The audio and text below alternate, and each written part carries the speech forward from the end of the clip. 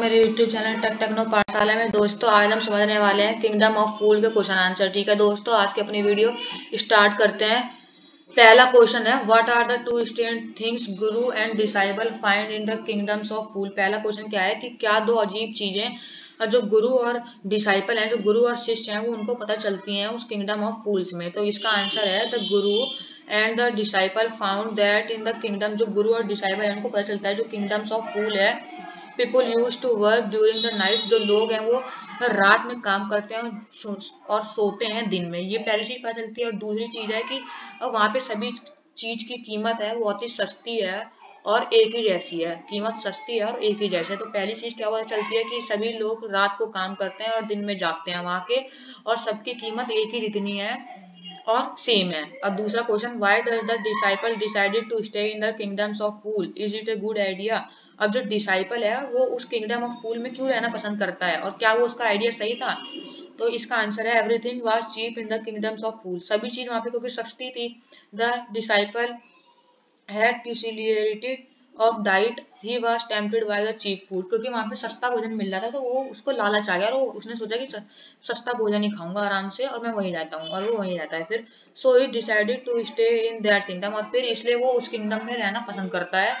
लेकिन दूसरा को पार्ट है ना कि क्या ये सही आइडिया है, तो it was not a good idea. लेकिन ये आइडिया सही नहीं था कि वहां पे रहना लंबे समय तक, क्योंकि किसी के लिए भी खतरा हो सकता है बिकॉज ऑफ द, क्योंकि unpredictable behaviour of the fool. उन पागलों का जो अनप्रिडिक्टेबल बिहेवियर है उसके कारण कुछ भी नुकसान हो सकता है।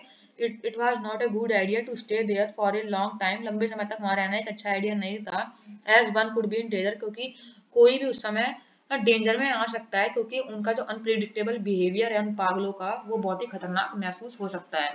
ठीक है, थर्ड क्वेश्चन क्या है, नेम ऑल द पीपुल, उन सभी का नाम बताओ who are tried in king's court, जिनको किंग के कोर्ट में बुलाया गया है, उन सभी का नाम बताओ।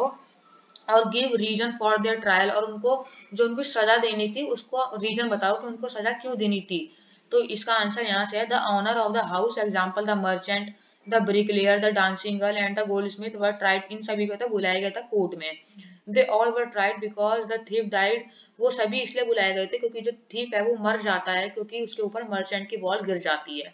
अब सबसे पहले किसको बुलाया जाता है, सबसे पहले बुलाया जाता है मर्चेंट को for a building weak wall, क्योंकि उसने एक कमजोर वॉल बनवाई थी। फिर बुलाया जाता है द ब्रिकलेयर को fast tried for doing his, क्योंकि उसको इसलिए बुलाया जाता है क्योंकि उसने अपना काम बहुत ही केयरलेसली करा होता है। फिर बुलाया जाता है डांसिंग गर्ल को, क्योंकि उसने उस ब्रिकलेयर का दिमाग जो है, माइंड है, वो डिस्ट्रैक्ट कर दिया था बार बार उसके आस पास घूमते घूमते, तो उसका माइंड डिस्ट्रैक्ट हो रहा था। और फिर the gold Smith was blamed, और फिर गोल्ड स्मिथ है उसको इसके ऊपर इसलिए इल्जाम लगाया गया क्योंकि उसी ने डांसिंग गर्ल को मजबूर करा था बार बार ऊपर नीचे आने में, उसके आसपास से गुजरने में उसी ने मजबूर हुआ था। तो पहले किसको बुलाया गया, मर्चेंट को, फिर ब्रिकलेयर को, डांसिंग गर्ल को, फिर गोल्ड स्मिथ को।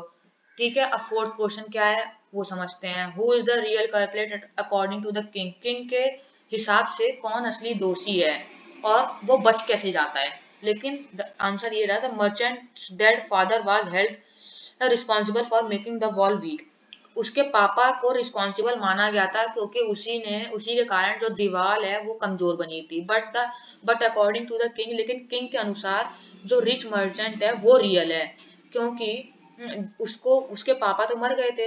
अब उसके पापा के मरने के बाद उसके पापा की जितनी भी चीजें थी उसने ली थी, जैसे कि उनका घर है, उनकी अमीर चीजें हैं, वो सब उसने ली थी। तो किंग के हिसाब से जो उसका बाप है वो भी तो उसकी को मिलना चाहिए।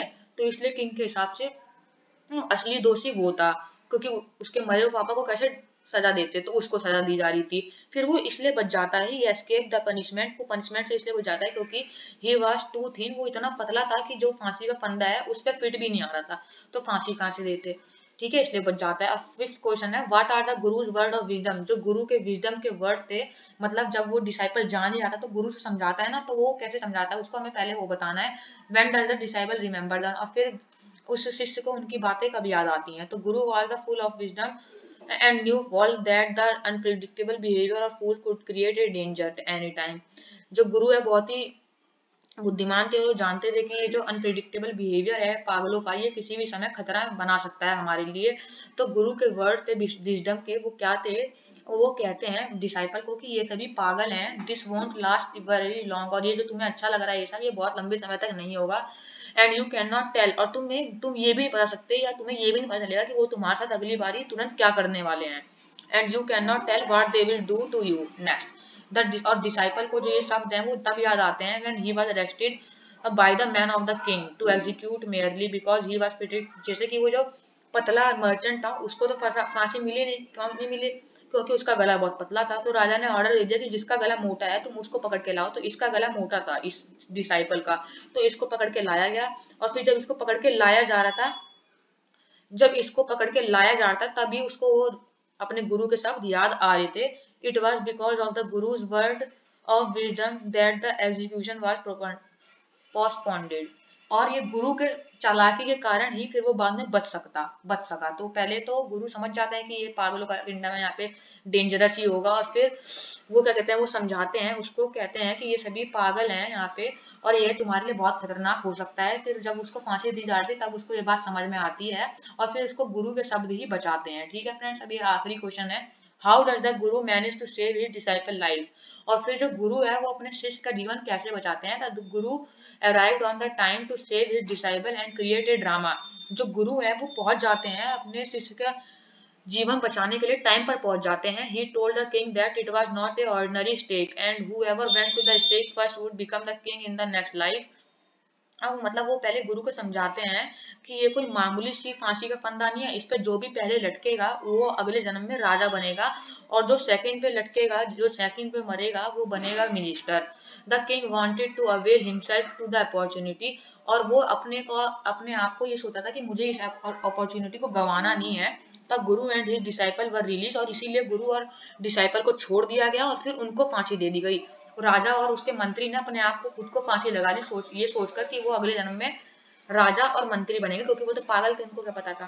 तो इसीलिए गुरु अपने शिष्य का जीवन बचा पाए। कैसे, जो गुरु था उसने वो सही टाइम पे पहुंच गया, उसने ड्रामा करा कि जो भी ये मामूली स्टेक नहीं है, जो भी इस पे पहले लटकेगा वो पहले राजा बनेगा, और जो दूसरे पे लटकेगा वो मिनिस्टर बनेगा। तो किंग इसकी बातों में आ जाता है और फिर वो गुरु और डिसाइपल को छोड़ देता है और खुद और अपने मिनिस्टर को लेकर फांसी पे चढ़ जाता है। इसी तरीके से गुरु ने अपने शिष्य की जान बचा ली होती है। ठीक है दोस्तों, आज की वीडियो में बस इतना ही। अगर आपको मेरी वीडियो अच्छी लगे तो प्लीज लाइक करें, शेयर करें, सब्सक्राइब करना ना भूलें।